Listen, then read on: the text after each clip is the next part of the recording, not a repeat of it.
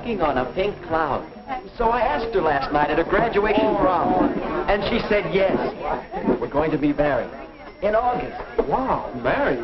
But she's just finishing high school, and you still have 2 years at the university. That's a tough road, Larry. What are you going to use for money? Well, Sue's folks were going to pay something to put her in junior college here in town for 2 years. So we'll have that. But instead of going to college, she'll get a full-time job in campus town. Say she doesn't care anymore about education. So with that, and my part-time job, we'll get by. Uh-oh. Here's Sue now. You two probably want to be alone.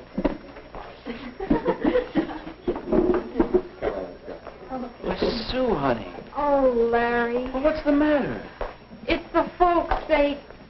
We had a terrible scene. I couldn't sleep a wink. They don't approve. They say I'm too young. They want me to finish 2 more years of schooling before I even get engaged. Oh, Larry. Oh, buck up, sweetheart. They can't stop me. Relax. And act normal till after your graduation next week. Then I can borrow Phil's car. Down to Greenville. There's a justice of the peace down there. We'll elope, honey. But, Larry, I wanted a church wedding. And all the parties and showers for me, too. And my folks, that would break Mom's heart.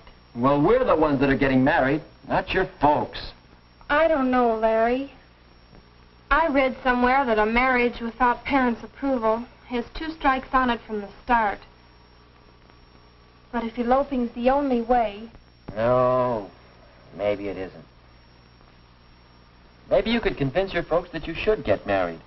But how, Larry? How? Say, I'll bet we could get some advice from the marriage counselor over at the church. His name is Hall. Phil told me about him. He teaches a course in marriage and family living at the college. Do you think he could help me with my folks? Well, it's worth a try, isn't it?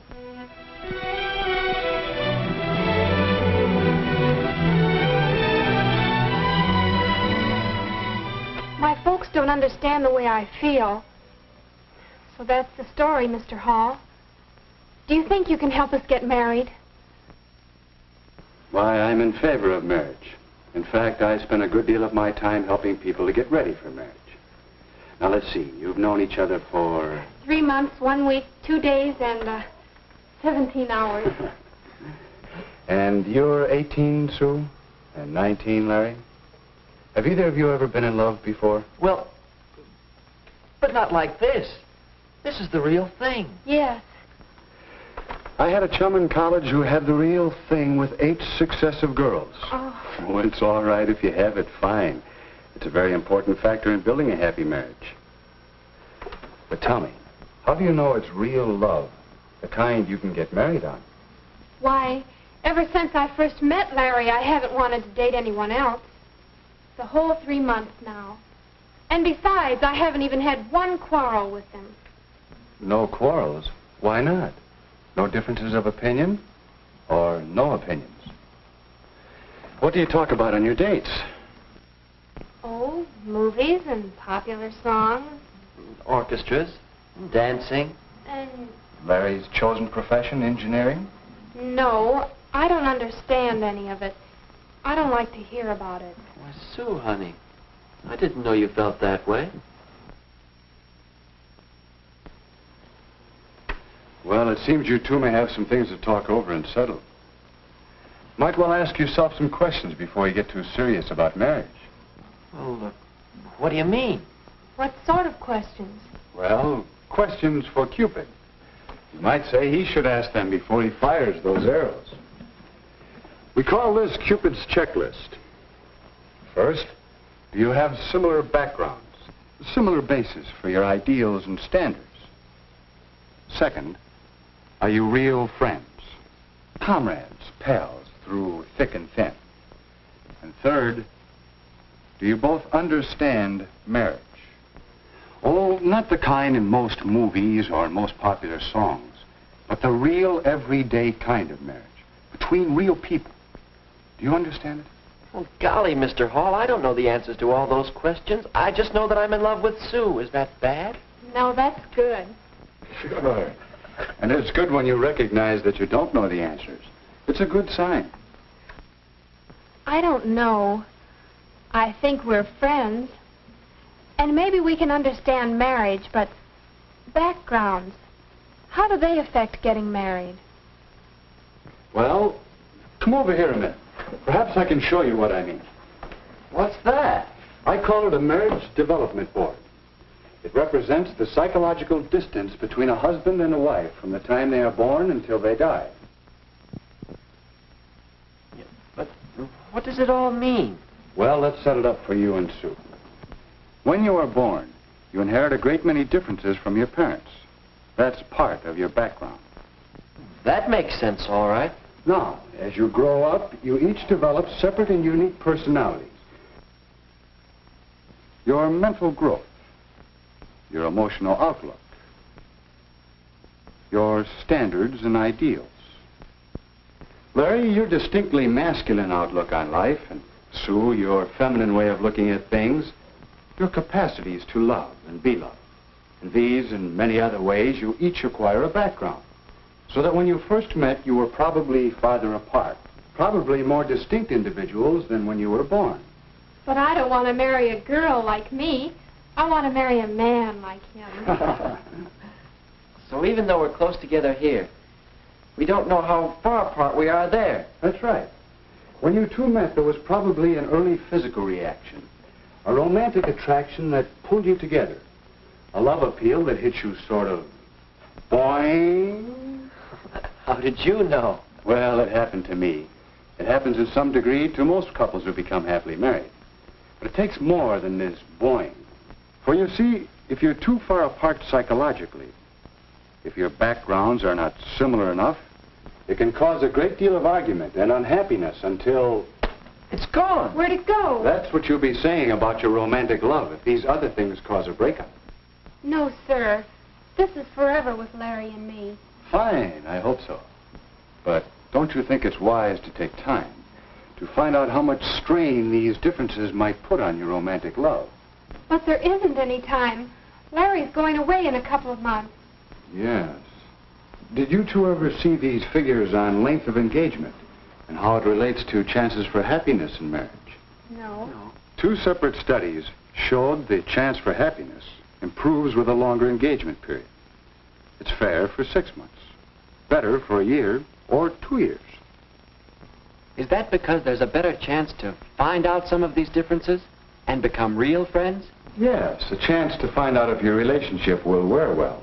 Yes, but can't we settle these differences after we're married?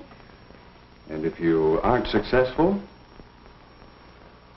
before you become too deeply involved, find out if the distance might turn out to be too great. Here's another angle that should interest you both. How age when married affects the chance for happiness.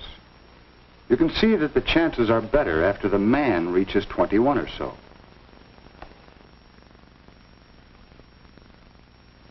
The same study showed that the woman must be 19 or 20 before the chances for happiness begin to be good. But why? What's the difference between 19 and 21 or so? The difference is in you the next few years. You, Larry, and you, Sue. Young people seem to change and mature in these years from 18 to 21 or even later. So that a person you might marry at 18 or so will seem like quite a different person to you a few years later. Gee, hon, doesn't take an engineer to see that we're on the bad part of the curve of these graphs. All of them. Yeah.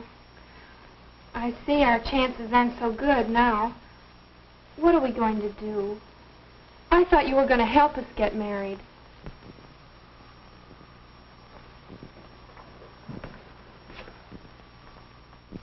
I believe I can. I think you two have a lot of what it takes to build a successful marriage.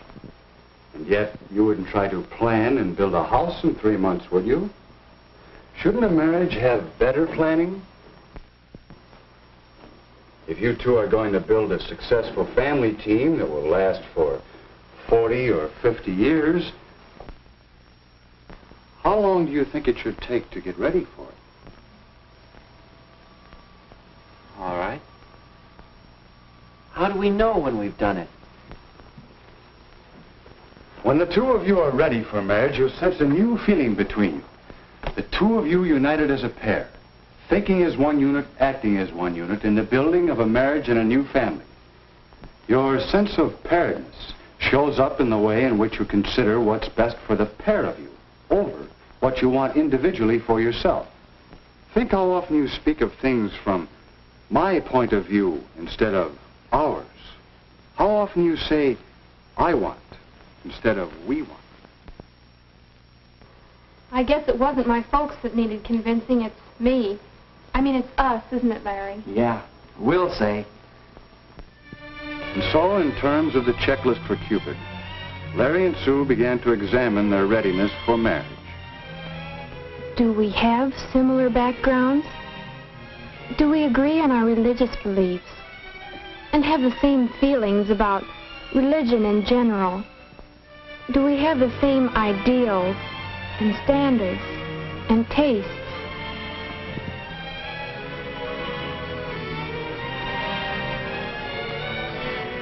Do we enjoy the same friends? Do we share the same interests? And what about Sue and me? Are we real friends? Do we have a real happiness in being together? Talking? Or just doing nothing together? Does each of us really want to make the other one happy?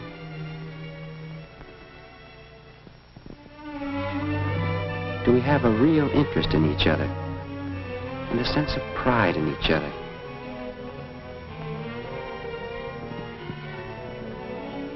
Do we know each other's peculiarities? Do we both have a spirit of give and take? Can we quarrel and come out of it with something better than before?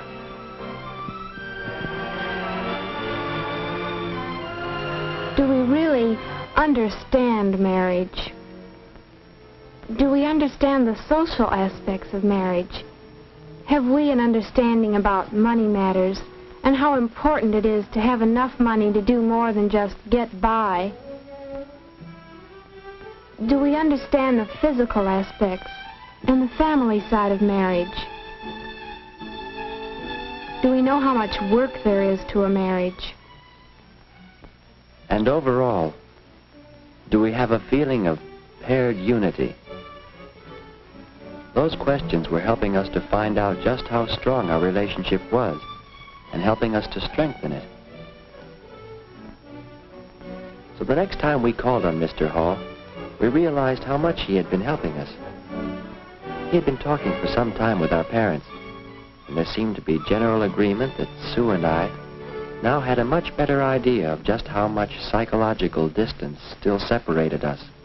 If you want to, Sue, your mother and I, we can make arrangements for you to begin school at State U this fall with Larry instead of at the junior college. If we want to.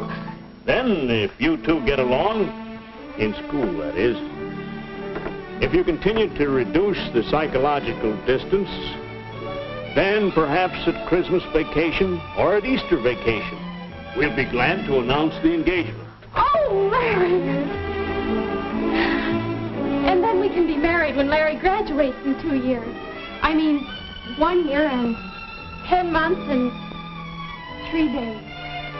Yes, if the engagement period gives you two the opportunity to work things out together. If you both still want it. I guess you might say we're engaged to be engaged. And Mr. Hall, we both want to thank you. And say, now do you think we have anything more than Bang! Why, yes, I think you've made a good start towards getting ready for marriage.